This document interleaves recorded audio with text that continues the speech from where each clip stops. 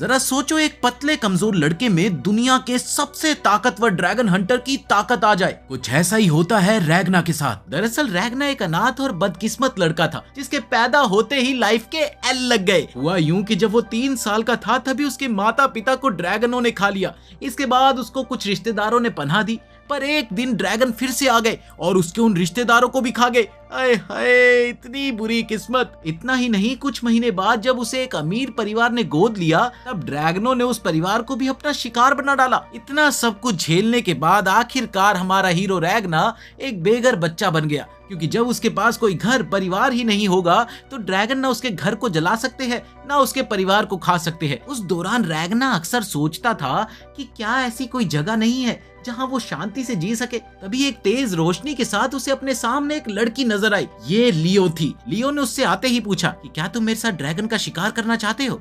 असल में वो खुद भी उस वक्त अनाथ और बेघर थी और रैग्ना के जवाब की परवाह किए बिना ही उसने उसे अपनी टीम में शामिल कर लिया। उस वक्त रैग्ना इतना फट्टू और डरपोक था कि वो ड्रैगन का साइज देखकर ही हार मानने को तैयार हो जाता, जबकि लियो आगे बढ़कर एक ही वार से ड्रैगन को 2 हिस्सों में काट देती। थोड़े ही समय में दोनों काफी करीब आ गए और रैग्ना हमेशा लियो की देखभाल करने की कोशिश करने लगा। उधर रैग्ना ये समझाता है कि ड्रैगन एक मैजिकल ब्लड लाइन से आते हैं और सिर्फ इंसानों पर हमला करते हैं और उन्हें मारने के 2 तरीके हैं, या तो उनकी नसों में बहते खून को चांदी जैसे हथियार से जमा दो या फिर उन्हें सीधे धूप में जलने के लिए मजबूर कर दो। पर एक दिन अचानक उनके शहर पर ड्रैगनों ने हमला बोल दिया, जिसमें लियो ने रैग्ना को बचाने के लिए अपनी जान की कुर्बानी दे दी। उसी पल से ही रैग्ना को ड्रैगन से नफरत हो गई और उसने ये कसम खाई कि वो आजाद घूमते हर ड्रैगन को मिटा देगा। आने वाले बरसों में रैग्ना लगातार लड़ाइयों में कूदता रहा और कई बार तो वो मौत को छूकर टक से वापस भी आ गया।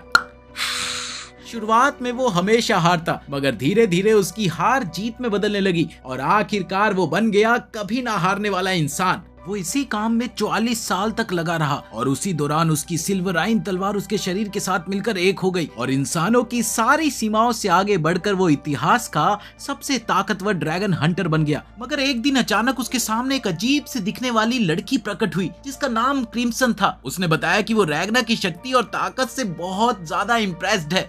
बदले में जब रैग्ना ने उससे पूछा कि वो कौन है तो उसने बताया कि वो एक हाई ड्रैगन है। ये सुनते ही रैग्ना ने बिना देर किए क्रिम्सन के ऊपरी हिस्से पर ऐसी लात मारी कि वो चूर चूर हो गया। पर तभी क्रिम्सन का दूसरा रूप पीछे दिखाई दिया। उसने कहा कि वो यहाँ एक डील देने आई है। वो चाहती है कि रैग्ना उसके साथ मिल जाए ताकि वो मिलकर तमाम ड्रैगन्स का सफाया कर सके। जवाब में रैग्ना बिना कुछ सोचे समझे एक ही झटके में उसका सिर काट डालता है कि तभी असली क्रिम्सन ने वो कटा हुआ सर पकड़ा और दोबारा साथ देने की बात कही, लेकिन रैग्ना ने फिर से उसे मना कर दिया। तो क्रिम्सन ने मजबूर होकर और भी ड्रैगन्स को रैग्ना की लोकेशन बता दी। तभी वहां पर बहुत से ड्रैगन आ गए और आखिरकार रैग्ना सभी ड्रैगनों को हरा नहीं पाया और वो अपनी कमजोरी पर सवाल उठाने लगा। तभी अचानक वहां एक फरिश्ते जैसे पंखों वाली ड्रैगन सामने आई जिसका नाम था अल्टीमा। उसने बोला कि रैग्ना तुम्हें जिंदा रहने दिया जाएगा। हैं? रैग्ना को कुछ भी समझ ही नहीं आया।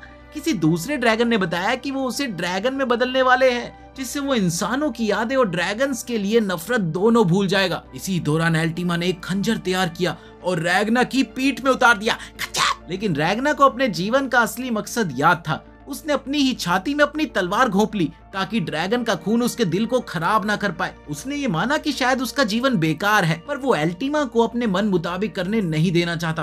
फिर उसी शाम क्रिम्सन वापस लौटी। वो रैग्ना से बहुत ज्यादा इम्प्रेस थी कि कैसे उसने अपना दिल बर्फ का जमा लिया ताकि वो एक ड्रैगन न बन सके। और फिर क्रिम्सन ने उसे दोबारा जीने का मौका दिया कि चलो एक चांस और दे ही देती हूँ, और कहा कि वो उसका इस्तेमाल करके हर ड्रैगन को मार डालेगी। लेकिन फिर भी वो अंत में हार ही गए। इसलिए रैग्ना ने जादू का सहारा लिया। उसने अपने अतीत में लौटकर अपने छोटे वाले रूप से बात करने का सोचा। वो ठीक उसी पल उससे जुड़ा जब ड्रैगन लियो की जान लेने वाली थी। बड़ा रैग्ना अपने छोटे रूप से मिला और उसे देखकर काफी नाराज हुआ। उसने उसे डांटते हुए कहा कि वो हमेशा लियो को हीरोइन मानकर उसी पर डिपेंड रहा, जबकि अगर उसे वाकई उसकी परवाह थी तो खुद सबसे ज्यादा ताकतवर बनकर उसकी रक्षा क्यों नहीं की उसने। वो बूढ़ा रैग्ना चीखने लगा कि वो दुनिया का सबसे शक्तिशाली इंसान बन चुका है, इतना मजबूत कि वो ड्रैगन गॉड को भी हरा सकता है। उसके पास सबको बचाने की ताकत थी, मगर अब बहुत देर हो चुकी है क्योंकि सब मर चुके हैं। वो पछतावे में अपने घुटनों के बल गिर पड़ा। इतनी मेहनत से ये ताकत पाई पर एंड में सब बेकार हो गया।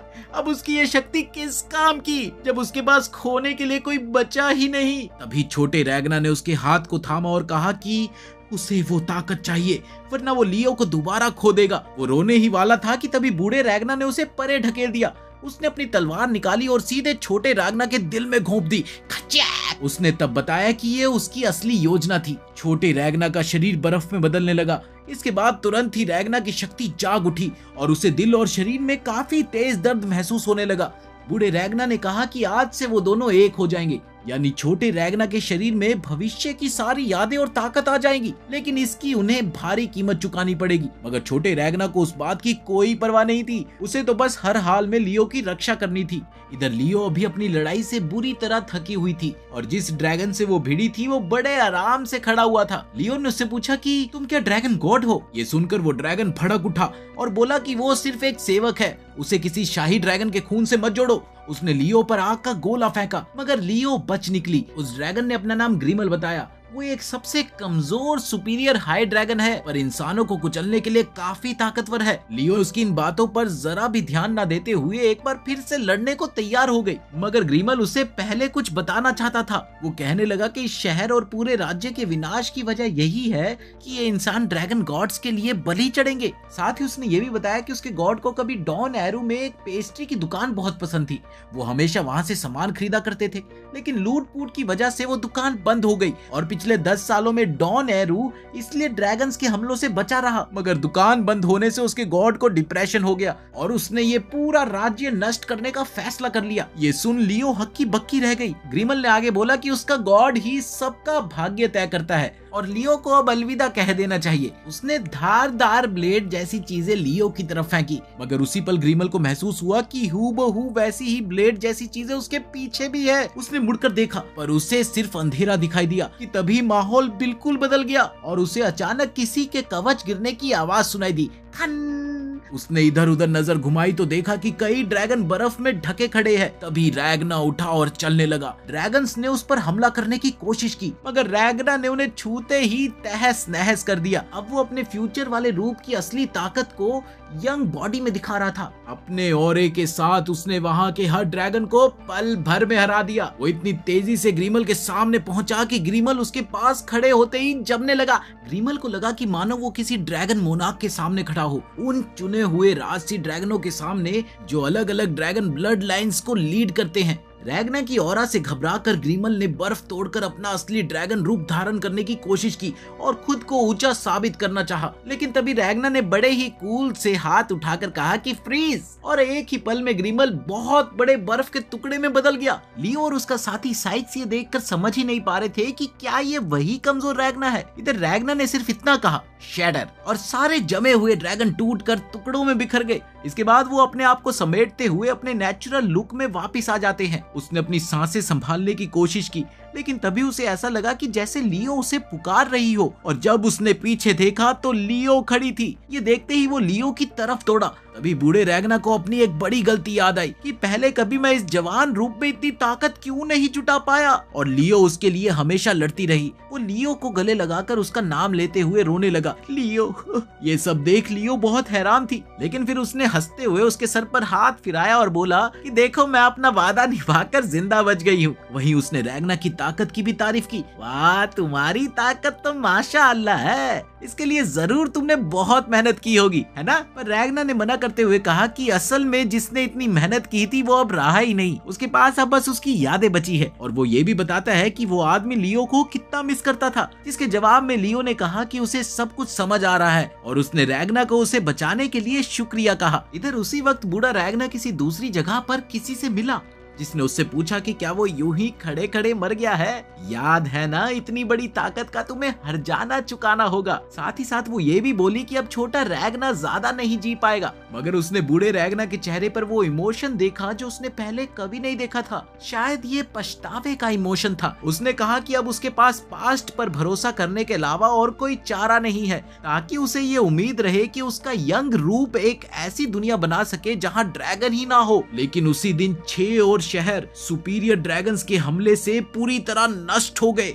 तबाह हो गए। अगले दिन लियो ने रैगना को शहर की हालत के बारे में बताया। तभी साइक्स भी उनसे मिलने आया और रैगना की योजना पूछने लगा। तब रैगना ने कहा कि उन्हें यहाँ से निकल जाना चाहिए क्योंकि ड्रैगन्स पूरे राज्य को तबाह करने वाले हैं। हाँ, वैसे ड्रैगन कुछ कानूनों का पालन करते हैं। वो किसी ऐसे राज्य या शहर पर हमला कर ही नहीं सकते जब तक उनका गॉड उनको परमिशन ना दे। अब रैगना ये समझ गया था कि उन्हें देश से बाहर निकल जाना चाहिए, सिर्फ तब ही उनका पीछा नहीं किया जाएगा। साइक्स ने पूछा, क्या तुम रैगना ही हो? इस पर कोई जवाब ना देते हुए रैगना चुपचाप सा हो गया। रैगना का ये बर्ताव साइक्स को उस समय बड़ा ही अजीब लगा और उधर रैगना नींद में भी लियो का नाम लेकर रो पड़ा, जिसके जवाब में लियो उससे कहती है कि तुम बिल्कुल टेंशन न लो, मैं यही हूँ तुम्हारे साथ। अब लियो इस सोच में पड़ गई कि क्या रैगना को इतनी महान शक्ति मिलने के बाद भी उसकी जरूरत है क्या? कि तभी अचानक बहुत जोर से जमीन हिलने लगी।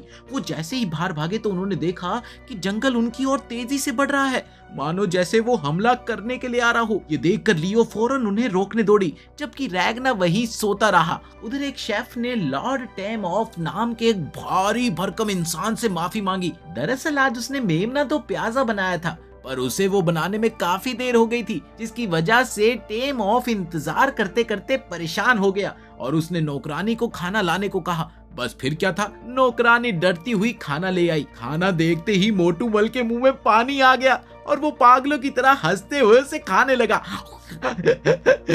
पर उसे वो खाना शेफ के खाने से कुछ खास नहीं लगा और अचानक मोटू मल एक विशाल राक्षस के रूप में बदल गया और उस नौकरानी और आसपास के लोगों को एक ही बार में चट कर गया। वहीं एक आखिरी बची हुई नौकरानी वहां से भाग ना सकी। तब उस राक्षस ने कहा कि उसके गॉड ने इंसानों का खात्मा करने का ऑर्डर दिया है। इधर मेन शहर में लियो हिलती डुलती पेड़ जैसी चीजों को काट रही थी। उसने 10 से ज्यादा पेड़ काटे पर यह सिलसिला खत्म ही नहीं हो पा रहा था कि तभी कहीं पास में बहुत बड़ा धमाका हुआ। पर लियो का ध्यान तो रैगना पर था, जिसे टहनियों ने जकड़ रखा था। ये देखकर वो उसे बचाने दौड़ी, मगर पेड़ की टहनियों ने उस पर भी हमला कर दिया। रैगना को एहसास हुआ कि लियो संकट में है, तो वो जाग गया और उसने जोर से लियो को पुकारा, लियो!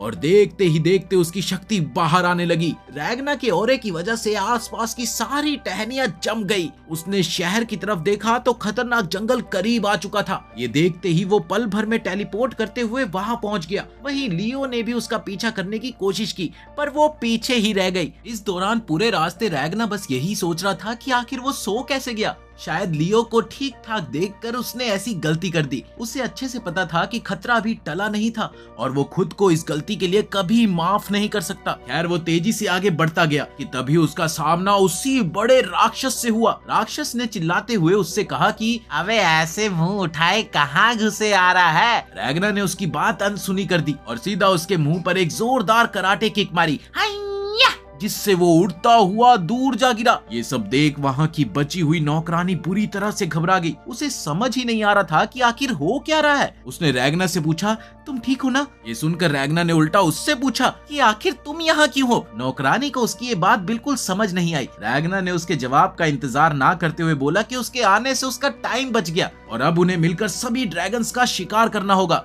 उसने नौकरानी से मदद करने को कहते हुए उसे क्रिम्सन बुलाया, मगर तभी वो नौकरानी बोल पड़ी कि कौन क्रिम्सन? पागल हो क्या? मेरा नाम इलीज है, इलीज, क्रिम्सन नहीं। ये सुनकर रैगना गुस्से से झल्ला उठा। वो कहने लगा कि वो झूठ बोल रही है। असल में वो क्रिम्सन द ड्रैगन मोनार्क है, विंग मोनार्क में फर्स्ट सीट पर रहने वाली, जिसने कभी बाकी ड्रैगन्स को धोखा देकर ड्रैगन गॉड को मारने की कोशिश की थी। उसने नौकरानी को समझाया कि तुम वही क्रिम्सन हो जिसने उसके फ्यूचर और प्रेजेंट को जोड़ दिया, जिससे बूढ़े रैगना की शक्ति अब जवान रैगना तक आ पाई है और तुम्हारा ये मकसद है कि दुनिया से हर ड्रैगन का खात्मा हो। लेकिन क्रिम्सन ऐसा क्यों चाहती है ये रैगना को नहीं पता। रैगना ने हाथ आगे बढ़ाते हुए कहा कि अब जब दोनों का टारगेट एक है तो क्यों ना मिलकर मकसद पूरा करे। अब उसने ये माना कि वो फ्यूचर में हार गए थे, लेकिन इस बार वो जल्दी मिल गए हैं तो शायद नतीजा बदल सकता है। ये सब सुनते हुए एलीज ने भी धीरे धीरे अपना हाथ बढ़ाया और ये क्या, उसने रैगना को एक जोरदार थप्पड़ दे मारा, जिससे रैगना हक्का बक्का रह गया। इसी दौरान लियो भी वहां पहुंच गई और वो चिल्लाते हुए रैगना से शिकायत करने लगी कि आखिर वो इतनी तेज क्यों भागा और क्या उसने सारे ड्रैगन्स उसके आने से पहले ही खत्म कर दिए। कि तभी अचानक से वो बड़ा सा राक्षस पता नहीं कहां से दोबारा आ गया। वो रैगना के कराटे किक से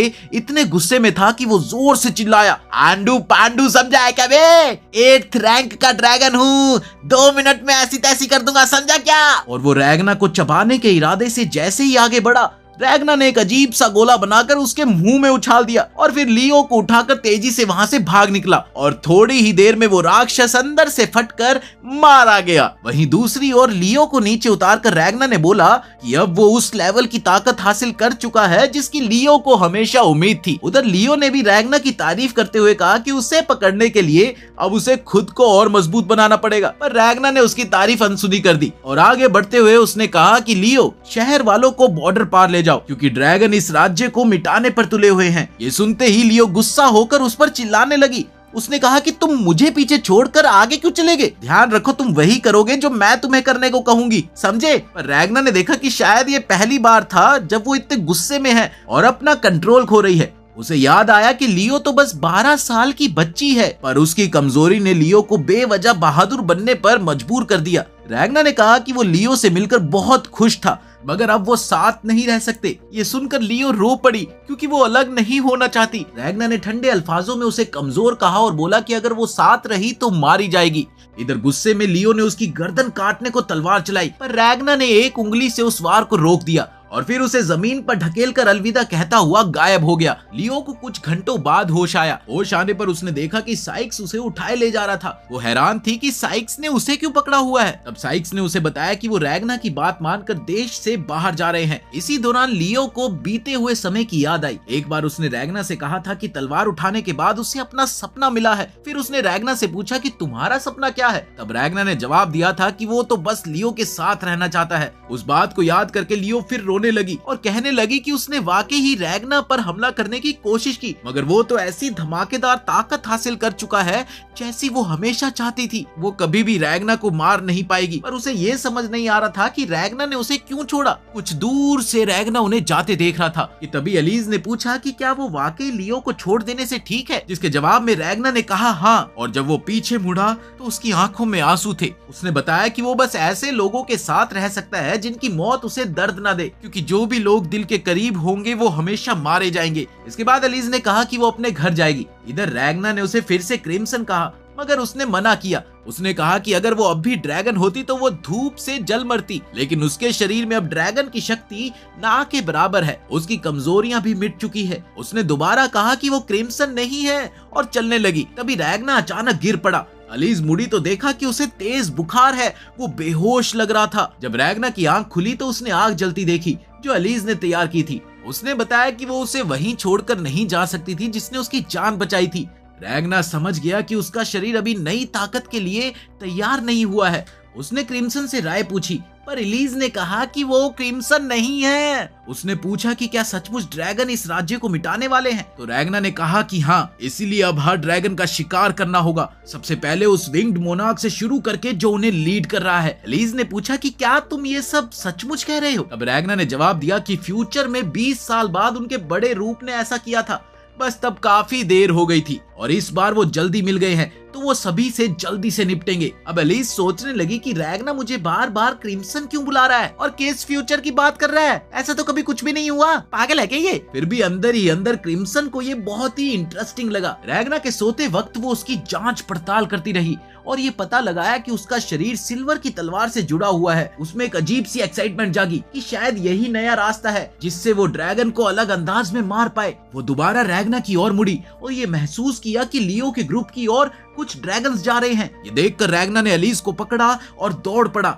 और उसने पूछा कि क्रिम्सन के क्या आदेश है। एलिज को कुछ भी समझ नहीं आया, मगर रैगना ने कहा कि वो उसके किसी भी आदेश का पालन करेगा। क्रिम्सन को ये बहुत ही इंटरेस्टिंग लगा और उसने कहा कि जाओ उन ड्रैगन्स को मार डालो। बस फिर क्या था, रैगना ने एक उड़ते हुए ड्रैगन को हवा से ही लात मारकर नीचे गिरा दिया, जिससे बाकी सबका ध्यान उसकी ओर गया। उसने अपनी शक्ति से कई ब्लेड जैसे हथियार हवा में ही चला दिए, जिसके बाद एक एक करके सारे ड्रैगन हमला करने आए, पर रैगना ने उन ब्लेडों से उन्हें वहीं पर जमा दिया। इधर क्रिम्सन ने उन तलवारों में से एक को उठाकर देखा तो उसको पता चला कि वो तो चालू किस्म की तलवार है जो कोई भी लोहार बड़े आसानी से बना देगा। फिर भी उस तलवार के छूते ही वो ड्रैगन्स को जमा सकती है। ये देखकर वो बड़े हैरत में थी, क्योंकि उसमें इतनी ताकत थी कि उससे सुपीरियर ड्रैगन भी बड़ी आसानी से मारे जा सकते थे। उसने ये गौर किया कि किसी के पास भी इतनी शक्ति नहीं है जितनी रैगना के पास है, और वो सोचने लगी कि कैसा होगा अगर इसी के बल पर वो एक पूरी आर्मी बना सके तो। तभी क्रिम्सन ने जमीन पर एक तरह का स्लाइम उगला जो गिरे हुए ड्रैगन से मिलकर उन्हें घोलने लगा। और देखते ही देखते क्रिम्सन अपने असली रूप में सामने आ गई। उसने उंगलियों की चुटकी बजाते ही स्लाइम से ड्रैगनों को मिटा डाला। इसके बाद उसने रैगना की ओर देखा और कहा कि वो दोनों मिलकर ड्रैगन गॉड को मारेंगे और हर एक ड्रैगन का शिकार भी करेंगे, पर बस एक शर्त पर। रैगना को वो स्पेशल जहर पीना होगा जिसका असर बस तब होगा जब वो क्रिम्सन को धोखा देगा। ये सुनते ही रैगना ने बिना हिचक के वो जहर पी लिया। इस दौरान क्रिम्सन ने ड्रैगन की हड्डियों का एक बहुत बड़ा सिंहासन बनाकर ये घोषणा की कि अब वो ड्रैगन गॉड को मारेंगे और सारे ड्रैगन्स को शिकार बनाएंगे। और जैसे ही ये सौदा खत्म होगा, रैगना क्रिम्सन को भी आखिरी ड्रैगन की तरह मार डालेगा। तभी अचानक एक आवाज ने उन दोनों का ध्यान अपनी ओर खींच लिया। ये क्या, एक बच्चा? यानी कि उस कीचड़ ने एक बच्चे का रूप ले लिया था और वो रैगना पर ताने कसने लगा कि वो क्रिम्सन से अच्छी तरह पेश नहीं आ रहा, जिससे रैगना थोड़ा हड़बड़ा गया। लेकिन उसने बड़ी चतुराई से बात संभालते हुए बोला कि वो काफी समय हो गया ना, हम मिले भी नहीं है, बस इसीलिए। कि तभी क्रिम्सन उस स्लाइम के सर पर कूद गई और वो रैगना से भविष्य के बारे में और पूछने लगी, जिसके जवाब में रैगना ने बस इतना कहा कि हम हार गए। क्रिम्सन ने कहा कि वो ये अच्छे से जानती है, मगर वो ये जानना चाहती है कि उन्होंने कितने ड्रैगन मोनार्क्स को मारा, वर्ल्ड मैजिक क्या था, ग्रेट क्रूसेड क्या था और आखिर में रैगना के साथ क्या हुआ। इतने सारे सवाल सुन रैगना खुद उलझन में पड़ गया। ये देखकर क्रिम्सन ने अपना पहला दांव फेंका और उससे बोला कि अगर तुम इसका जवाब नहीं दोगे तो वो उस पर भरोसा कैसे कर सकती है। तब रैगना ने उसे बताया कि दरअसल उसे कुछ धुंधला धुंधला सा याद है, वो तो बस तुम्हारी शक्ल देखने पर मुझे थोड़ी थोड़ी चीजें याद आई थी। ये सुनते ही क्रिम्सन को ये समझ आ गया कि रैगना को सब कुछ याद दिलाने के लिए उसे कुछ खास घटनाओं की जरूरत होगी जिससे उसने अपनी यादों को जोड़ रखा है। रैगना ने कहा कि वो उस पर भरोसा करे, मगर क्रिम्सन को अब रैगना की दी गई शक्ति पर भी शक हो गया, कहीं वो उसको भी भूल गया तो। इसका जवाब देते हुए रैगना ने उसे बोला कि घबराओ मत, वो ताकत उसके शरीर में है, दिमाग में नहीं। वहीं दूसरी ओर एक शहर पर ड्रैगन ने हमला कर दिया, जहां कुछ शिकारी वहां के लोगों को बचाते हुए पीछे रह गए। इधर उनका लीडर उन लोगों का हौसला बढ़ा रहा होता है कि तभी अचानक एक ट्रक घसीटता हुआ वहां पर पहुंचा। रैगना कूद कर बाहर आया और उसने 2 ड्रैगन्स पर झट से हमला करके बाकी के ड्रैगन्स को भी ललकारना शुरू कर दिया। शिकारी ये देखकर दंग रह गए, वो इतना शक्तिशाली था कि उसका ऑरा ही उन ड्रैगन्स को तबाह कर रहा था। इतने में क्रिम्सन भी ट्रक से निकली और उसने बोला कि वो रैगना की सिल्वराइन लड़ाई के कुछ सीन्स देखना चाहती है। उसने कहा कि वो चाहती है कि मैं अभी और भी ड्रैगन मरते देखूं, पर इस बार रैगना खुद कुछ नहीं करेगा, बल्कि उसने शिकारी ग्रुप और बचे हुए लोगों की ओर इशारा किया। वो देखो, रैगना ने देखा कि उनका लीडर जिसका नाम माइकल है, वो एक बच्ची को दिलासा दे रहा है कि वो सब बॉर्डर पार सही सलामत निकल जाएंगे। क्रिम्सन ने उन्हें कहा कि घबराइए नहीं, आसपास के सभी ड्रैगन्स को मार गिराया है। उसने रैगना को रीपर, एक ऐसा महान ड्रैगन हंटर कहा जिसने कई सारे सुपीरियर ड्रैगन्स मारे हैं। ये सुनकर सब हक्के बक्के रह गए और तो और खुद रैगना भी। वहीं क्रिम्सन ने खुद को रैगना का साथी और एक जादूगर कहा। ये सब देखकर माइकल घुटनों पर गिरकर उनसे मिन्नतें करने लगा कि वो टोरर सिटी में आए खतरनाक ड्रैगन्स को मार दे, जो एक बहुत बड़ा बवंडर खड़ा करके सबको तबाह कर रहा है। ये सुनते ही क्रिम्सन ने तुरंत अंदाजा लगा लिया कि वो ड्रैगन तीसरी रैंक वाला टेम्पेस्ट सेल्डिस असा है जो हवा में छिपा रहता है। उसने बताया कि उसे ये सब कुछ पता है क्योंकि असल में वो एक जादूगर है। ये सुनकर रैगना को गुस्सा आ गया। वो वहां से निकल ही रहा था कि इतने में क्रिम्सन ने उसके कंधे पर हाथ रख दिया और उससे पूछा कि हाँ जी, किधर चली सवारी। इसके जवाब में रैगना ने कहा कि सेल्डिस को मारने। तभी क्रिम्सन ने उसकी पीठ पर हल्की सी थपकी मारी, जिससे वो अपना बैलेंस खो बैठा और नीचे जमीन पर जा गिरा। क्रिम्सन ने पूछा कि क्या रैगना जानता है कि वो ठीक से खड़ा क्यों नहीं हो पा रहा है। रैगना जब चुप रहा तो क्रिम्सन ने उससे बोला कि मैं मानती हूँ कि तुम्हारी नई ताकत ने तुम्हारी सभी मानसिक सीमाएं हटाकर तुम्हें सबसे शक्तिशाली बना दिया है, पर असल में अभी भी उसका शरीर इंसानी ही है। उसकी मसल्स अभी इतनी कमजोर है कि उसे कम से कम 3 दिन आराम करना होगा, तभी वो फिर से चल फिर सकेगा। ये सुनकर रैगना गुस्से से उबल पड़ा, पर फिर भी खड़ा ना हो सका, जिसे देखकर क्रिम्सन के चेहरे पर एक शातिर मुस्कान आ गई। शिकारी ग्रुप ने क्रिम्सन से रिक्वेस्ट की कि वो सेल्डिस से लड़े और बदले में उन्हें जो भी हथियार चाहिए वो दे दिए जाएंगे, पर क्रिम्सन ने मना कर दिया। उसने कहा कि उन्हें अफसोस है कि वो लोग सेल्डिस से बचकर भाग गए और उन लोगों को बचाने की कोशिश तक नहीं की जिन्हें बाद में सेल्डिस ने मार दिया। उसका क्या? तब माइकल को याद आया कि कैसे वो दूसरे लोगों को पीछे छोड़कर भागे थे और ये सोच सोच कर अब वो गिल्ट से भर गया। आखिरकार माइकल ने कबूला कि काश उसके पास रैगना जैसी शक्ति होती तो वो सबकी रक्षा कर पाता।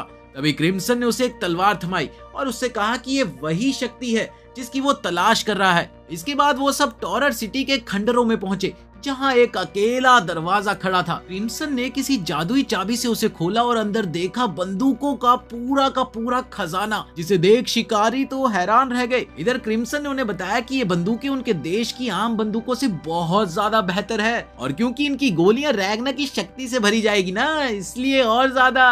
थोड़े समय बाद शिकारी फायरिंग की प्रैक्टिस करने लगे और क्रिम्सन पागलपन भरी मुस्कान के साथ खड़ी उन्हें देखती रही। वहीं दूसरी ओर रैगना उसकी इस अजीब सी हंसी को देखकर बोलता है कि माना ये तैयारियां उनकी जीत पक्की करेगी, पर उसे अभी भी कुछ अच्छा सा नहीं लग रहा। ये सुनते ही क्रिम्सन को यह एहसास हो गया कि रैगना को लोगों के करीब रहने से डर लगता है, वही डर कि उसके चाहने वालों की मौत ना हो जाए। क्रिम्सन याद करने लगी कि रैगना तो खुद बोल चुका है कि वो सिर्फ ऐसे लोगों के साथ रहता है जिनकी मौत उसे कभी दुख ना दे, या फिर ऐसे लोग जो कभी मर ही ना सके। इसी दौरान क्रिम्सन ने उसका मजाक उड़ाया कि उसने लियो को छोड़ दिया। रैगना ने इनकार करने की कोशिश की, मगर क्रिम्सन ने कहा कि उसने कभी ये सोचा भी है कि लियो पर क्या बीत रही होगी। तब रैगना ने बोला, ये मेरा निजी मामला है और अगर लियो मर भी गई तो मैं तमाम ड्रैगन्स का सफाया कर दूंगा। इस पर क्रिम्सन ने कहा कि लियो तुम्हारी शक्ति के लिए बहुत जरूरी है, क्योंकि अब हम दोनों मिलकर एक मिशन पर है, इसीलिए लियो भी उनके लिए अहम है। क्रिम्सन ने बड़ी ही शांत सी आवाज में कहा कि वो लियो को कैद करके किसी जादुई भंडार में कोमा में रखेगी, जिससे वो ना कभी किसी जोखिम में पड़ेगी और हमेशा सुरक्षित रहेगी। ये सुनकर रैगना ने गुस्से में उसे मारना चाहा, मगर उसके जख्मी शरीर ने उसका साथ ही नहीं दिया। क्रिम्सन ने उसे धक्का देकर उससे जवाब मांगा। बदले में रैगना ने उसे बहुत बुरा भला कहा। वहीं क्रिम्सन भी उस पर बहुत चिल्लाई और उसने रैगना के चेहरे पर लात दे मारी। फिर वहां से चलती बनी। उसने बोला कि वो अकेले ही सेल्डिस को हराने जा रही है। इधर रैगना और क्रिम्सन का ग्रुप वापस लौटता है और वो अपनी नई रिपोर्ट पेश करते हैं, जहां क्रिम्सन को ये पता चलता है कि डेजास, जिसे अक्सर टेम्पेस्ट डेजास कहा जाता है, उसको अभी उसी कस्बे में रुकने का आदेश दिया गया है और वो फिलहाल बस अपना किसी न किसी तरीके से समय काट रहा है। क्रिम्सन को पक्का यकीन है कि वहाँ अब भी कुछ लोग जिंदा है और जिनका जीवित रहना उसके आगे की योजनाओं के लिए जरूरी हो सकता है, लेकिन वो इस बारे में ना तो हंटर्स को बताना चाहती है और ना ही रैगना को, क्योंकि उसका मकसद ही सभी को अपने इशारों पर चलाना है। इसके बाद क्रिम्सन अपना प्लान खोलकर सबको समझाती है, जिसे सब लोग बहुत ही एक्साइटेड होकर उसे पूरा करने के लिए निकल पड़ते हैं। वहीं दूसरी ओर कुछ मिनट बाद ही डेजाज इस बात पर सोच में पड़ गए कि आखिर ये लोग वहाँ से आ कैसे सकते हैं। अब डेजाज ने उनका स्वागत करना चाहा, लेकिन तभी क्रिम्सन लाउड स्पीकर में चिल्लाने लगती है, ये कोई ऐसी वैसी टीम नहीं बल्कि ड्रैगन हंटर्स की टीम है, जो टुच्चे से ड्रैगन वंश के कलंक डेजास की खोज में आई है। डेजास चिढ़कर समझ नहीं पाता कि कोई इंसान ऐसी बातें कैसे कर सकता है। वो ड्रैगन हंटर जो इस लड़ाई में नजर रख रहा था, मन ही मन मानता है कि उन्होंने जंग के लिए सही तैयारियां कर रखी है और उसके साथी बिना किसी डर से लड़ने को पूरी तरह से तैयार है। लेकिन जब उसने डेजास द्वारा बुलाए गए बड़े बवंडर को देखा, उसकी पैंट हल्की सी गीली हो गई। फिर भी वो बची कुची हिम्मत के साथ अपनी टीम को चिल्लाकर कहता है, घबराओ मत और अपनी बनाई प्लानिंग के हिसाब से लड़ते रहो। उधर डेजास जो ड्रैगन है, वो भी पूरी कोशिश करता है कि ये इंसान भाग ना पाए। वो उनके इर्द गिर्द बवंडर को बनाकर उन्हें घेरता है और वो उसकी स्पीड बढ़ाकर हंटर्स का रास्ता रोकने की कोशिश करता है। उधर क्रिम्सन देखती है कि टेम्पेस्ट डेजास का बवंडर उनकी गाड़ी की टॉप स्पीड से भी तेज है, इसीलिए सिर्फ तेजी से भाग निकलना संभव नहीं है। वहीं डेजास भी धीरे धीरे ये समझ जाता है कि ये लोग सूरज की दिशा में बढ़ रहे हैं। क्रिम्सन जानती है कि खाली धूप ही एक सुपीरियर ड्रैगन को नष्ट करने के लिए काफी नहीं है, खासकर जब वो एनर्जी की तैयारी में हो। फिर भी धूप उसे थोड़ा चोट तो पहुंचा सकती है। अब क्रिम्सन अपने गनर्स को फायरिंग का आदेश देती है, फायर! गनर उसी वक्त ट्रक पर लगी मशीन गन से सिल्वराइन गोलियां चलाने लगता है, जो सीधे बवंडर को आर पार कर देती है। लेकिन ड्रैगन तक पहुंचने से पहले ही गोलियां जमकर बर्फ की परत सी बनने लगती है, मानो उस घूमते हुए तूफान को जगह जगह जमे हुए टुकड़ों में बदल रही हो। तभी क्रिम्सन को याद आता है कि बहुत से ड्रैगन हंटर गलत फहमी पाले रखते हैं, पर सच में ये गोलियां ड्रैगन के खून में बहती हुई जादुई ताकत को जमा देती है। उधर डेजास को कुछ टकराने का एहसास होता है और वो सोचता है कि शायद हंटर्स सिल्वर बुलेट का इस्तेमाल कर रहे हैं। वो ये देखकर बहुत हैरान होता है कि आखिर क्रिम्सन को ऐसे मस्त हथियार कहां से मिल गए, जबकि हकीकत तो ये है कि ट्रक की मशीन गन आम गोलियां ही दागती है। काफी देर तक लगातार गोलियां पड़ती रही, ढिसक्याओ ढिसक्याओ ढिसक्याओ ढिसक्याओ, जिससे बवंडर के कुछ हिस्सों पर बर्फीले पहाड़ से बनते जा रहे थे। इसी बीच ट्रक इधर उधर तिरछा होकर चलता है ताकि तेज हवाओं से फेंके जा रहे मलबे से बच सके। वहीं डेजास को पहली नजर में ये वार कुछ खास नहीं लगते। उसे लगता है कि उसने अपने बवंडर को पूरे काबू में रखा हुआ है कि तभी एक बार फिर क्रिम्सन ने मानो ड्रैगन के विचार पढ़ लिए हो। वो अपने लोगों से कहती है कि अब वो अपने नए प्रकार की गोलियां दागे जिनमें रैगना की शक्ति और भी ज्यादा भरी हुई है। इस ताजा हमले से इन खतरनाक हवाओं पर और भी ज्यादा असर होता है, जिससे डेजास का बवंडर लगभग कंट्रोल से बाहर हो गया। अब हवा की रफ्तार खतरनाक लेवल तक बढ़ गई। ये देखकर डेजास बुरी तरह से नाराज हो गया। वो अब कसम खाता है कि अब मैं इन इंसानों को बख्शूंगा नहीं, और गुस्से में बवंडर को और भी बड़ा बना देता है, जो रास्ते की हर चीज को चकनाचूर करने लगती है। इसी बीच बर्फीले पहाड़ों की भी तादाद बढ़ती जा रही थी, क्योंकि गोलियों की बारिश लगातार जारी थी। आखिरकार वो पूरा बवंडर एक तरह के बर्फीले खोल से घिरता सा दिखा, और फिर अचानक वो खोल टूट गया और डेजास बीच से बाहर लुढ़क आता है। किस्मत इतनी अच्छी थी कि ये सुबह का समय था। चमकदार सूरज की किरणें उस पर जैसी ही पड़ी वो चौंक गया। रैगना, जो इस पूरी लड़ाई में क्रिम्सन की योजना का हिस्सा बनकर एक्टिव है, वो सिल्वराइन मैजिक को एक बहुत बड़ी दीवार में ढाल देता है। देखते ही देखते वो हाथ के आकार का बन जाता है और हवा में लहरा कर डेजास को जकड़ लेता है। ठीक उसी समय एक सिल्वर तीर ड्रैगन की पीठ में आ घुसता है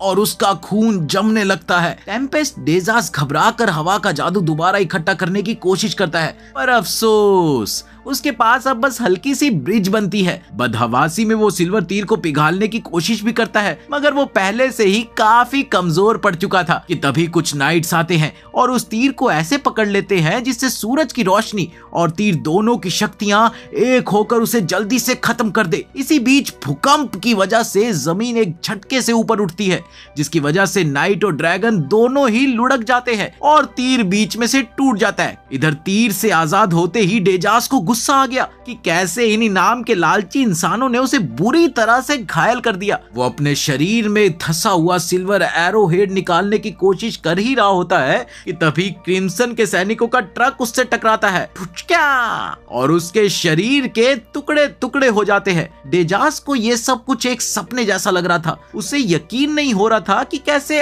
आम इंसानों ने उसकी खाट खड़ी कर दी। वहीं दूसरी ओर क्रिम्सन कहती है कि ड्रैगन की घमंड भरी सोच ने उसे आसानी से फंसा दिया, क्योंकि वो क्रिम्सन को मारने के जुनून में धूप, सिल्वराइन मैजिक और अपने ओवर कॉन्फिडेंस की घातक टुकड़ी से बेखबर रहा, जो किसी भी सुपीरियर ड्रैगन को हराने के लिए सबसे इंपॉर्टेंट है। इधर रैगना को भी लगता है कि क्रिम्सन वाकई में बेहतरीन ड्रैगन हंटर है, क्योंकि उसने पूरी लड़ाई के दौरान शांति बनाए रखी। युद्ध खत्म होने के बाद क्रिम्सन उन नाइट्स को गाड़ियां और हथियार मुहैया करवाती है, जिससे वो उस उजड़े शहर से जा सके। निकलने से पहले वो उन सबकी याददाश्त से अपने बारे में जानकारियां मिटाने का कोई जादू करती है, जैसे वो हमेशा से करती थी। इसके साथ ही वो रैगना को भी साथ आने का इशारा करती है और बस थोड़ी ही देर में गायब हो जाती है। एक नाइट रैगना का शुक्रिया अदा करता है कि उसकी वजह से उन्हें बदलने का मौका मिला। अगले ही पल वो भी अपनी टुकड़ी के साथ निकल जाता है। इधर वो छोटा सा स्लाइम भी हाथ हिलाकर उन्हें टाटा बाय बाय कहता है। इसके बाद क्रिम्सन द्वारा छोड़े गए रेडियो से किसी आदमी की आवाज आती है, जो कि रॉयल आर्मी की ओर से एक आदेश था। एक खास सूचना, देश के बॉर्डर्स पर ड्रैगन्स का हमला, सभी लोग कृपया जल्द से जल्द राजधानी की ओर बढ़े। वहीं दूसरी ओर वहाँ के लोगों को देखकर ऐसा लग रहा था कि जैसे वो राजधानी जाने के फैसले से कुछ ज्यादा खुश नहीं है। उसके बाद कहानी 5 दिन पहले की घटना पर जाती है, जहाँ हमें एक शाही महल दिखाई देता है। राजा डॉन एरू के नष्ट होने की खबर पाकर घबरा जाता है।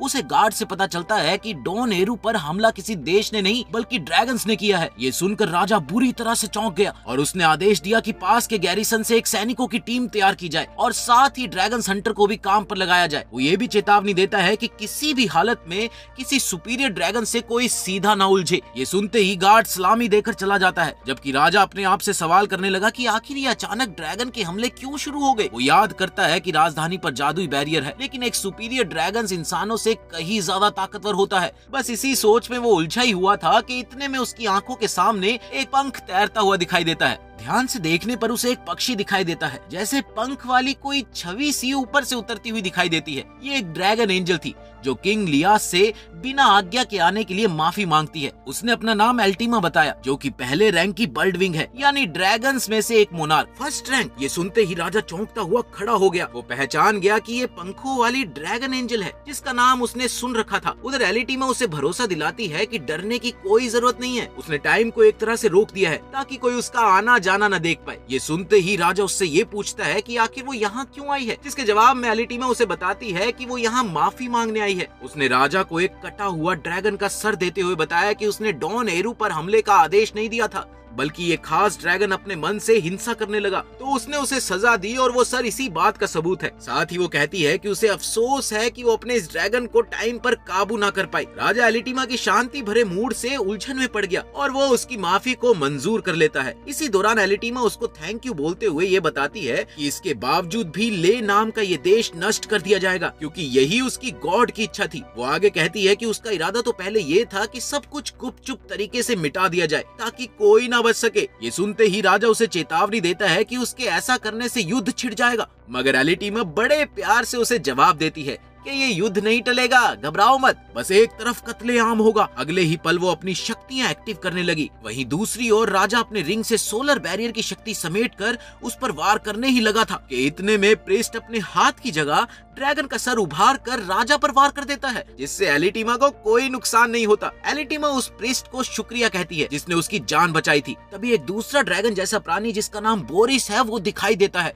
वो कहता है कि उसने राजा को पूरी तरह से नहीं मारा, बस उसे अपंग कर दिया है। थोड़ी देर बाद एलिटीमा समय को पलटकर राजा के खतरनाक घावों को ठीक कर देती है, जिसे देखकर राजा हक्का बक्का रह गया। आखिर वो जिंदा कैसे बच गया? एलिटीमा कहती है कि वो कोई देव नहीं, बस गॉड की सेवक है और राजा के लिए ये सब रोक पाना मुमकिन नहीं है। अगले ही पल राजा उसके सामने गिड़गिड़ाने लगा कि वो उसके देश को बख्श दे। लेकिन एलिटीमा बताती है कि उसका गॉड ले देश का पूरा अस्तित्व मिटाना चाहता है। फिर वो राजा का हाथ पकड़कर कहती है कि एक शासक होने के नाते अगर तुम चाहते हो कि तुम्हारे लोगों को बिना दर्द के मरने का मौका मिले तो तुम्हें ये करना ही होगा। उसके बाद हम देखते हैं कि जगह जगह बड़े पैमाने पर ड्रैगन हमलों से भागे लोग राजधानी में घुस रहे हैं, पर राजा मायूसी से सबको आने दे रहा है। उधर एलिटीमा फिर से दिखाई देती है और वो बोलती है कि ये सब एक योजना के मुताबिक हो रहा है, वरना 10 दिन के अंदर राजधानी के सब लोगों की जान चली जाएगी। कि तभी कोई खबर लाता है कि डोरिया जो 9th सीट था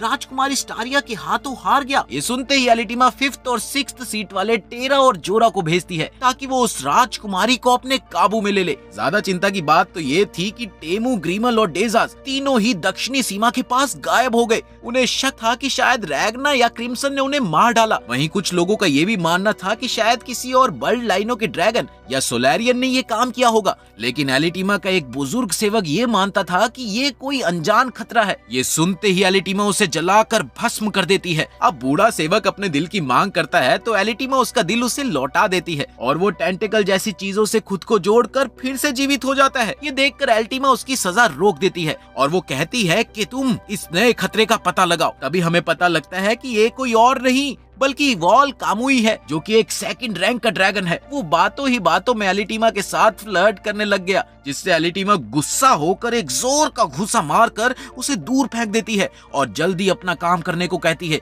जल्दी मेरा काम करो वरना तुम्हारी खैर नहीं। उधर आंखें खोलते ही रैगना को क्रिम्सन का नया रूप दिखाई देता है, जिससे उसे एलिटीमा के बारे में कुछ और बातें धुंधली सी याद आती है। उसे महसूस होता है कि भले ही क्रिम्सन एक चंट और तिगड़मबाज इंसान हो, मगर एलिटीमा बिल्कुल दूसरी ही आइटम है। वो तो अपने तरीके से लोगों को मारती है, जो रैगना को और भी ज्यादा डरावना लगता है। इसके बाद उसने ये कसम खाई कि एक दिन वो एलिटीमा का शिकार जरूर करेगा, जिस पर क्रिम्सन उससे कहती है कि उन्हें एलिटीमा से भिड़ने के लिए कुछ और साल रुकना चाहिए, क्योंकि अभी रैगना पूरी ताकत का सही तरह से इस्तेमाल करना नहीं सीख पाया है और ना ही वो किसी छिपी हुई शक्ति की समझ रखता है। क्रिम्सन को ये पूरा यकीन है कि ड्रैगन बॉर्डर पर हो रही घटनाओं पर नजर रख रहे होंगे, इसीलिए शायद यही सबसे सही समय है एलिटीमा को ललकारने का। इसके बाद क्रिम्सन 2 पहलू देखती है, या तो रैगना एलिटीमा को हरा देगा या फिर वो हार जाएगा, और ये देखकर क्रिम्सन बीच में कूद पड़ेगी। यानी क्रिम्सन के लिए ये एक परीक्षा सी होगी कि आगे का प्लान ऑफ एक्शन क्या होना चाहिए। बातों ही बातों में वो बताती है कि वो राजधानी के पास पहुंच रहे हैं और वो वहाँ पर विंग्ड प्रोगिनेटर से मिलने जाएंगे। उसी वक्त एलिटीमा अपने विशाल टावर पर खड़ी होकर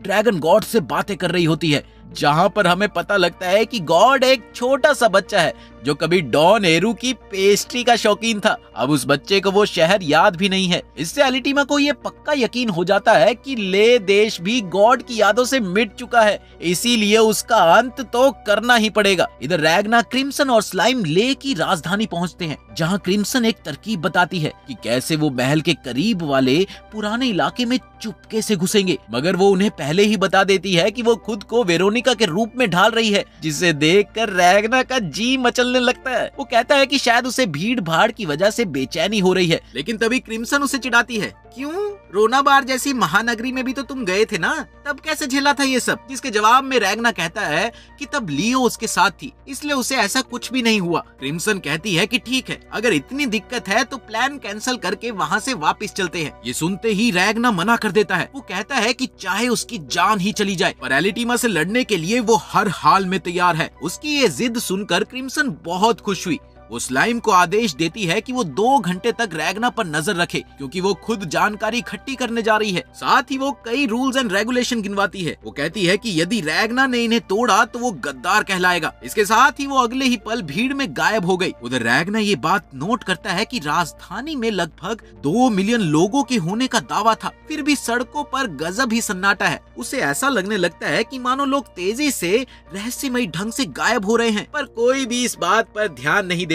इसके बाद क्रिम्सन एक बार में घुसती है, जहां कोई जनरल स्ट्रीट गर्ल्स के साथ बातें कर रहा है। क्रिम्सन को देखते ही वो जनरल वहां से उठ गया। असल में वो क्रिम्सन का ही कोई वफादार सेवक है, जो अफसर का भेष बदलकर सूचना इकट्ठी कर रहा है। इसी दौरान क्रिम्सन उस पर बरस पड़ती है कि तुम अपना काम छोड़कर इधर मौज मस्ती में लगे हो, जिस पर वो सफाई देते हुए कहता है कि उसने अपना काम कर दिया है। अगले ही पल खिड़की से बाहर देखती हुई क्रिम्सन चीमा को जोर से बुलाती है, चीमा, जो बिल्ली लड़की सी दिखती है। क्रिम्सन बताती है कि वो रैगना को एलिटीमा से भिड़वाना चाहती है, ताकि वो सब मिलकर विंग्ड मोनार्क को निपटा दे। उधर रैगना और स्लाइम देखते हैं कि एक पूरी भीड़ किसी पर्दे वाली जगह को घूर रही है। सैनिक जैसे ही पर्दा हटाते हैं तो अंदर कई सारे ड्रैगन्स की लाशें दिखती है। वहीं अफसर ये ढिंढोरा पीटता है कि हमले के बावजूद ले की आर्मी इतनी मजबूत है कि वो ड्रैगन से निपट सकती है, और वो सुबह ही धूप में उन लाशों को जला देते हैं। उधर रैगना ये तमाशा देखकर सोचता है कि सेना बस दिखावा कर रही है ताकि लोग उन पर भरोसा बनाए रखे। वो वहाँ से हटने लगता है कि तभी उसकी नजर टीमा नाम की एक औरत पर पड़ी, जिसे देखकर उसके दिमाग में सीधा क्रिम्सन की वो चेतावनी याद आई थी कि अगर एलिटीमा सामने आए तो उसकी उलझन में ना फंसना। ये कोई और नहीं बल्कि एलिटीमा ही थी, और उसे देखकर रैगना की लड़ाई के कीड़े जागने लगे। इसी दौरान एलिटीमा उसके पास आती है और रैगना की हालत देखकर उसे छूने की कोशिश करती है।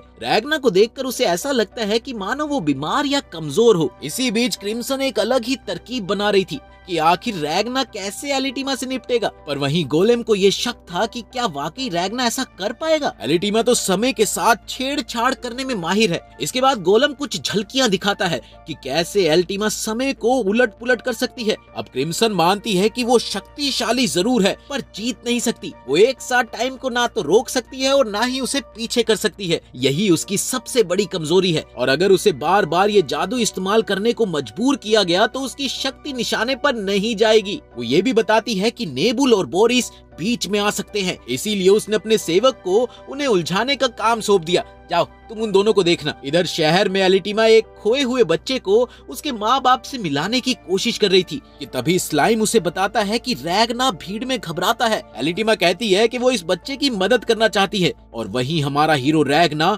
मन ही मन खून के घूंट पी रहा था। उसे याद आता है कि ये वही एलिटीमा है जिसने ना जाने कितनों का सर्वनाश किया है, और अब ये बच्चे को उसके माँ बाप से मिलाने का पुण्य करना चाहती है। छे, कितनी दोगली इंसान है। वो उसे ताना भी मारता है कि आखिर वो अच्छाई का नाटक क्यों कर रही है। इसके जवाब में एलिटीमा उससे कहती है कि भलाई करने के लिए उसे किसी वजह की जरूरत नहीं है, जिसे सुनकर रैगना और भी भन्ना जाता है। रैगना वहाँ से हटने ही वाला होता है कि तभी उसके कानों में एलिटीमा की एक बात पड़ती है। वो नेबुल से कहती है कि कुछ इंसानों को गायब होने की लिस्ट में डालना है ताकि वो बिना दर्द की मौत पा सके। ये सुनते ही रैगना वापिस आकर उस पर बुरी तरह से बरस पड़ता है। एलिटीमा कहती है कि उसे रैगना का गुस्सा समझ में नहीं आया, लेकिन नेबुल सतर्क हो जाता है। वो ये समझता है कि ये इंसान इंसान खतरनाक है कि तभी एलिटीमा समय रोकने की कोशिश करती है, मगर रैगना तेजी से आगे बढ़कर उसे काट देता है। पर वो टाइम को पलटकर अपना घाव भर देती है, मगर रैगना ने एक बार फिर से मुक्का जड़कर उसे दूसरी तरफ फेंक दिया। अब टाइम दोबारा घूमने के बावजूद भी उसे ये झटका झेलना पड़ता है।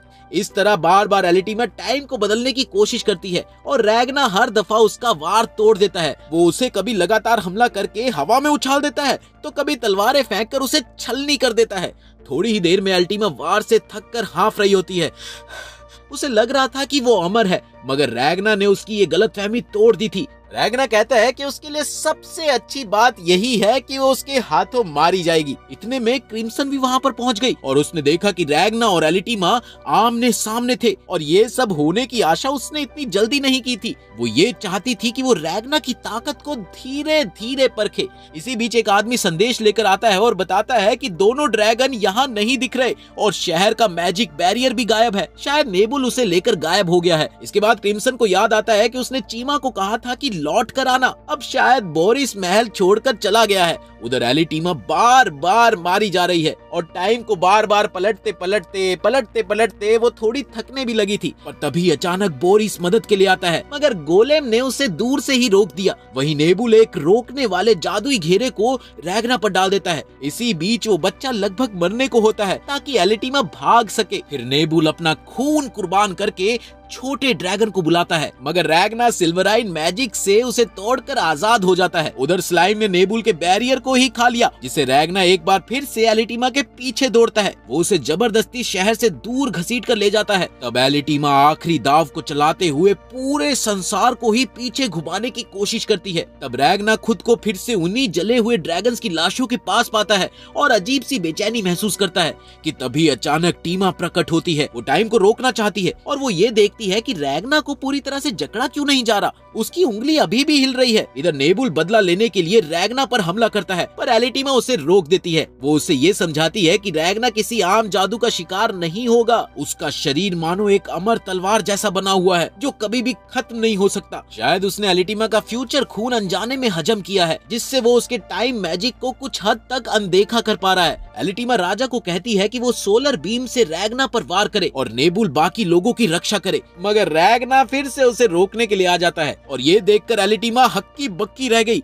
वो सबको टाइम में रोकने की कोशिश करती है। इसके बाद वो अपने बचे कुचे मैजिक को उस पर पूरी तरह से झोंकती है, पर रैगना उसकी फिर से ढाल को तोड़ता हुआ आगे बढ़ गया। लेकिन तभी अचानक रैगना रुक गया और उसने देखा कि उसका मुंह खून से बुरी तरह से लथपथ हो गया है। उसे अपने पूरे शरीर में बहुत ज्यादा दर्द महसूस हो रहा था और ऐसा इसलिए था क्योंकि उसने जरूरत से ज्यादा अपनी शक्तियों का इस्तेमाल किया था। इसके बाद थोड़ी ही देर में वो जमीन पर ढेर हो गया। उसी पल राजा उस पर एक खतरनाक वार दाग देता है। धुएं और मलबे के बीच नेबुल किसी औरत की आकृति को देखता है जिसका चेहरा छिपा हुआ था। बोरिस एलिटीमा को कहता है कि टाइम को रोककर फिर से भाग चलो, लेकिन वो बहुत डरी हुई थी। उसे यकीन ही नहीं हो रहा था कि रैगना उसकी ताकत को इतनी आसानी से तोड़ सकता है। उधर क्रिम्सन देखती है कि रैगना बहुत बुरी हालत में है, जबकि एलिटीमा भी बुरी तरह से कांप रही थी। अब उसका जीतने का भ्रम टूटने लगा था। वो चाहती तो रैगना को खत्म कर सकती थी, पर वो डर से जड़ खड़ी थी और आखिरकार वो किसी नई जादुई ताकत की कोशिश में लगती है। लेकिन तभी क्रिम्सन ने राजधानी के अंदर कई सारे धमाके करवाए, जिससे एलिटीमा दहल गई। वो चाहती थी कि लोगों को बिना किसी दर्द के मारा जाए, मगर यहाँ तो भगदड़ मच गई थी। ये देखकर एलिटीमा रोने लगी।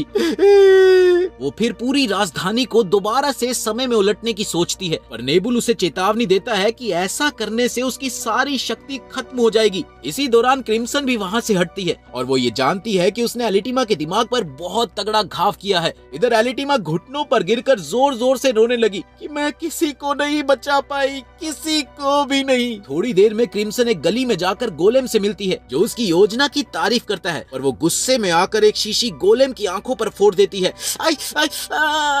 और वो कहती है कि वो चाहती थी कि सही जगहों पर और बम लगाए जाए। ये सुनते ही गोलेम जवाब देता है कि उसने कुछ बम बचा कर रखे थे, क्योंकि उसने सोचा कि रैगना से मिलने के बाद क्रिम्सन का इरादा बदल गया होगा। और अब उसे समझ आ रहा था कि क्रिम्सन कठोर दिल की है, जिसका दिल आसानी से नहीं पिघलता। क्रिम्सन उससे कहती है कि वो अपना ये शरीर त्याग कर यहीं रुके और ब्लड लाइन की हरकतों पर नजर रखे। उसे ऐसा सेवक नहीं चाहिए था जो उस पर प्रयोग करे। बस फिर क्या था, गोलेम निराश होकर उसकी आज्ञा को मान लेता है। इसी बीच नेबुल रोती हुई एलिटीमा को थामे हुए आती है। उसे याद आता है कि वो कभी बोरिस से ड्रैगन मैचुरेशन पीरियड पर बात कर रहा था कि जिसने जितनी जल्दी मोनार्क के खून के साथ अच्छे परिणाम दिखाए उसका पावर उतना ही अधिक हो जाता है, और इसमें जोरा को 1 साल लगा, कैमुई को 2 साल, जबकि नेबुल ने पलक झपकते ही वो प्रोसेस को पूरा कर लिया, जिससे वो थियोरेटिकल रूप से अब सबसे ऊंची शक्तियों का मालिक है। लेकिन फिर भी वो एलिटीमा को बचा नहीं पाया। इसी झुंझुलाहट में नेबुल ज्यादा ताकत की प्यास जगाता है और अगले ही पल वो तुरंत इवॉल्व करने लग गया, और वो ये कहता है कि अब वो रैग्ना और क्रिम्सन को किसी भी हालत में ढूंढ निकालेगा।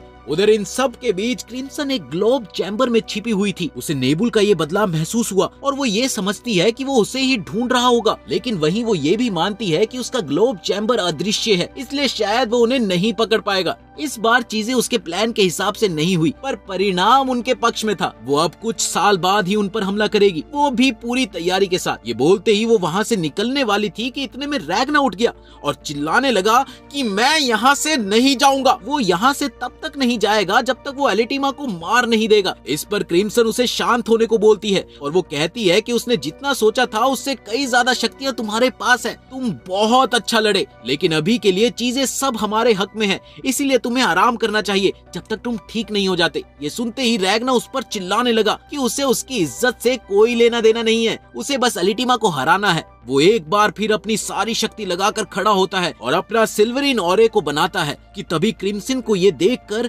अपनी आंखों पर बिल्कुल विश्वास नहीं होता। भला इसमें इतनी जान अभी भी कैसे बची हुई है? इस बीच रैग्ना का सिल्वराइन ऑरा और नेबुल की बढ़ती ताकत के एकजुट होने से उसका बैरियर हिलने लगता है। ये देखकर क्रिम्सन झल्लाती है कि नेबुल बिल्कुल पागल है जो उससे टकराने की हिम्मत कर रहा है। वो गोलेम से कहती है कि वो नेबुल को गोली मार दे। बस फिर क्या था, अपने मालिक की बात सुनकर गोलेम दूर इमारत पर बैठे बैठे सिल्वराइन बुलेट चलाता है जो सीधा नेबुल के सिर का हिस्सा उड़ा देती है, लेकिन वो फिर भी बच गया। इसी दौरान वो बोरिस को पलटवार का आदेश देता है। देखते ही देखते सिचुएशन और ज्यादा खराब होती जा रही थी, क्योंकि रैग्ना एक बार फिर से खड़ा होता है। उसके शरीर से तेज ऑरा निकलता है। वहीं रैग्ना और नेबुल एक दूसरे को मारने की धमकी देते हैं, जिससे क्रिम्सन अंदर ही अंदर कुड़ने लगती है, मानो रैग्ना दुश्मन की ही मदद कर रहा हो। वो देखती है कि रैग्ना अपनी सिल्वराइन शक्ति में और एनर्जी को डाल रहा है। उधर ले में मौजूद ट्रेनिंग ग्राउंड पर एक औरत सैनिक बड़बड़ाती है कि ड्रैगन तो आज रात हमला करने वाले थे, पर जैसे उनकी मरने की इच्छा बेकार हो गई।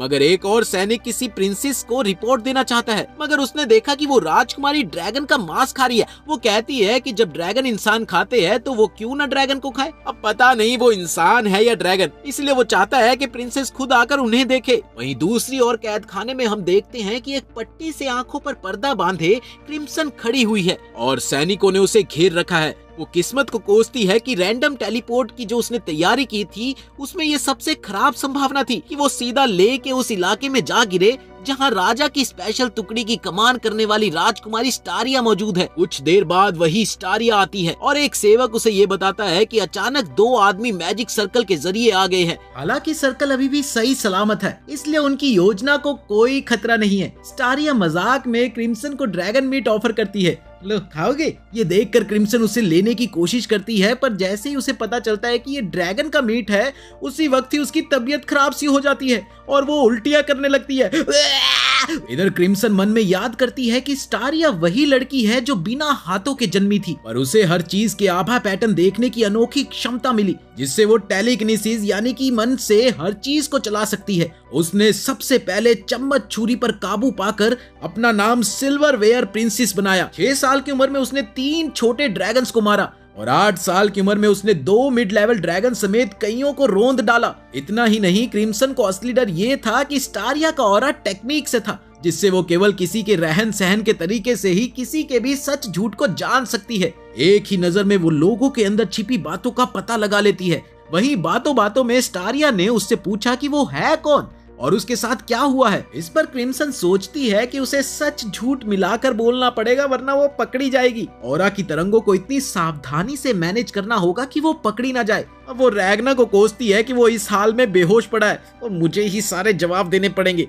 वहीं दूसरी ओर स्टारिया 2 सेकंड इंतजार करती है और बेसब्र होकर जवाब मांगती है, अरे बताना, अरे जल्दी बताना। तभी क्रिम्सन उससे माफी मांगती है, पर उसे ऐसा लगा जैसे वो उसके झुंझलाहट को नहीं भांप पा रही है। इससे क्रिम्सन को हौसला मिला और वो जानबूझकर अपनी घबराहट दिखाने लगी। वो आंख पर लगा एक पैच हटाती है जिसमें उसकी ड्रैगन जैसी आंख दिखाई देती है। सैनिक उसे अजीब फेयर समझते हैं, पर क्रिम्सन खुद को चीज वाइज नाम का एक फर्ज बताती है। वो मन में याद करती है कि स्टारिया ने एक बार देशद्रोह की साजिश करने वाले जनरल को मौत के घाट उतार दिया था, क्योंकि उसने उसके गिल्ट इमोशन को भांप लिया था। क्रिम्सन को भरोसा है कि वो खुद को फर्ज बताकर छूट सकती है जो किसी दूसरी नस्ल का है, और उसकी आंखें इंसानों जैसी तो है नहीं। इधर स्टारिया का एक सेवक और सवाल करने लगता है कि तुम्हारा टेलीपोर्ट मंत्र इतना ऊंचे लेवल का कैसे हुआ? क्या वो सोलारिया का भगोड़ा है? क्रिम्सन कांपने का नाटक करती है जिससे वो दुख वाला इमोशन दिखा सके कि मुझसे गलती हो गई। खैर, अभी तक सब उसके बहाने को मान रहे थे। उन्हें लगा कि शायद ये कोई साधारण सी जड़ी बूटी बनाने वाली है जो राजधानी से भाग कर आई है, पर स्टारिया उसे फिर से झूठा घोषित कर देती है।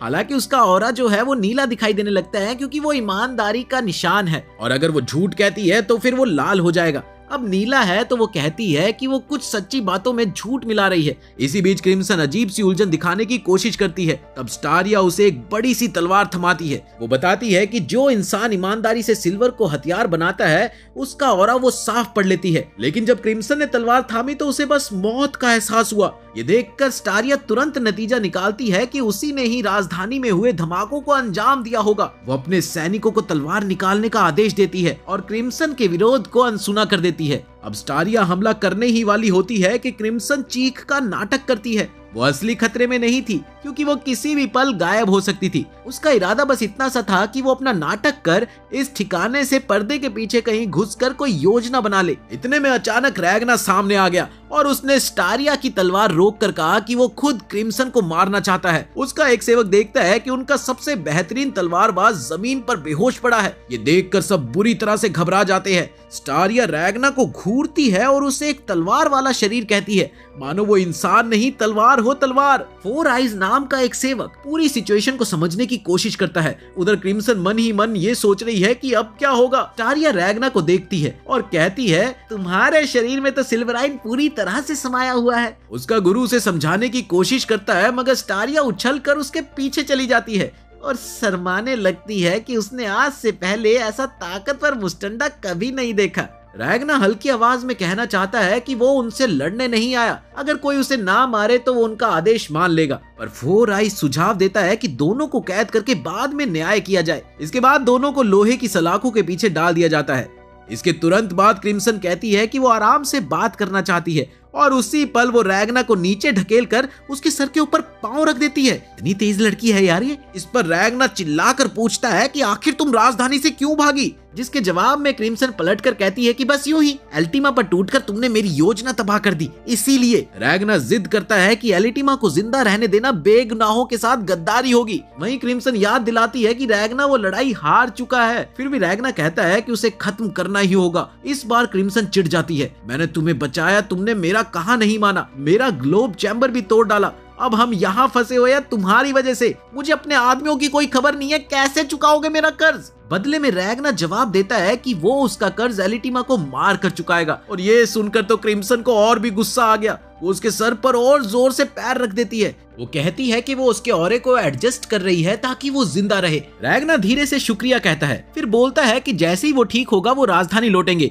और अपना काम अधूरा नहीं छोड़ेंगे। इसी बीच वो पूछता है कि स्लाइम कहाँ है, आसपास कहीं दिख ही नहीं रहा। क्रिम्सन को याद भी नहीं रहता, मगर रैगना पर थोड़ी बहुत स्लाइम की चिकनाहट लगी दिखती है। वो अपने बाल का एक टुकड़ा काट कर रैगना के शरीर को मेज सा उपयोग करते हुए स्लाइम को बुलाती है, लेकिन अब स्लाइम पहले से और छोटा रह गया है। ये देखकर क्रिम्सन भुनभुनाती है कि ये भी एक नुकसान है। स्लाइम हैरान है कि वो आखिर है कहाँ। थोड़ी देर में क्रिम्सन उसे समझाती है कि ये लेह के उत्तरी हिस्से का कोई मिलिट्री ट्रेनिंग फैसिलिटी है जो जमीन के नीचे बहुत ही पुरानी शैली में बनी हुई है। वो सोचती है कि शायद ये जगह किसी उपयोग में लाई जा सके। अब रैगना और स्लाइम दोनों ही ये जानना चाहते हैं कि आखिर क्रिम्सन का इरादा क्या है। और इस बेस में 1500 आम आदमी कैद करके रखे गए हैं जिनकी हालत थोड़ी भी अच्छी नहीं है। वो यहाँ से बाहर निकलना चाहते हैं। उन्होंने तड़प कर राजकुमारी स्टारिया से मिलने की मांग शुरू कर दी। तभी पहरेदार उनका रास्ता रोकते हैं। फोर आइज देखता है कि सिचुएशन काफी खतरनाक है, क्योंकि अगर लोगों को पता चला कि राजकुमारी को दो अनजान लोगों ने हरा दिया तो भाई बवाल मच जाएगा। वो नहीं चाहते कि राज्य की सबसे मजबूत टुकड़ी की छवि पर आंच आए। इसके बाद दो आदमी और आते हैं जो जो बताते हैं कि गलियारे में पड़ा वो बूढ़ा तलवारबाज काफी सदमे में है, क्योंकि रैगना ने उसे चंद सेकंडों में हरा दिया, जबकि उसने कभी एक सुपीरियर ड्रैगन का हाथ तक काट डाला था। ये सुनकर दो औरतें भी वहां पर आ गई और वो उनसे पूछती है कि कहीं राजकुमारी स्टारिया उन दो घुसपैठियों में से किसी पर लट्टू तो नहीं हो गई। ये सुनकर फोर आइज सबको शांत कराने की कोशिश करता है, शांत शांत शांत। उधर राजकुमारी अकेले किसी कोने में बैठी रैगना को याद करके खोई हुई है। तब उसका गुरु आकर उसके गाल पर थप्पड़ जड़ देता है और गुस्से में आकर स्टारिया उससे पूछती है, तुमने मुझे छूने की हिम्मत कैसे की? इसके जवाब में वो कहता है, मुझे सब समझ आ रहा है कि तुम रैगना के लिए कुछ महसूस करने लगी हो, शायद तुम्हें उससे प्यार हो गया है। फिर गुरु कहता है कि पूरे राज्य की सबसे बड़ी योद्धा होने के नाते उस पर भारी जिम्मेदारी है और इस चीज को उसे समझना चाहिए, और अगर वो लड़खड़ागी तो उसकी शक्तिशाली टुकड़ी भी भटक जाएगी। ये सुनकर स्टारिया हथियार उठा लेती है और कहती है कि ये बोझ बड़ा है। गुरु उसे दिलासा देता है कि कुछ लोगों को यही बोझ आगे बढ़ाता है। ये सुनकर स्टारिया खुद को संभालती है और अपने तेवर में वापस लौटती है। दूसरी ओर अल्टीमा असफल होने के दुख से जूझ रही है। उसे सपने में उसका गॉड एक बच्चे के रूप में दिखाई देता है, जो उसे बहन कहकर गले लगाता है और शिकायत करता है कि उसने उसे क्यों नहीं बचाया। ये सुनते ही अल्टीमा चीख कर जाग गई। वो टाइम को फिर से रोकना चाहती है लेकिन कर नहीं पाती। अपने सबसे बड़े जादू के ना चल पाने की वजह से वो गहरे सदमे में चली जाती है। वो जानती है कि उसे अपना मिशन हर हाल में पूरा करना है, पर उसकी हर कोशिश उसे और घने अंधेरे में ढकेल रही है। ऐसे ही मजेदार एनिमे देखने के लिए वीडियो को लाइक कर लो, चैनल को सब्सक्राइब कर लो और मिलते हैं अगली वीडियो में।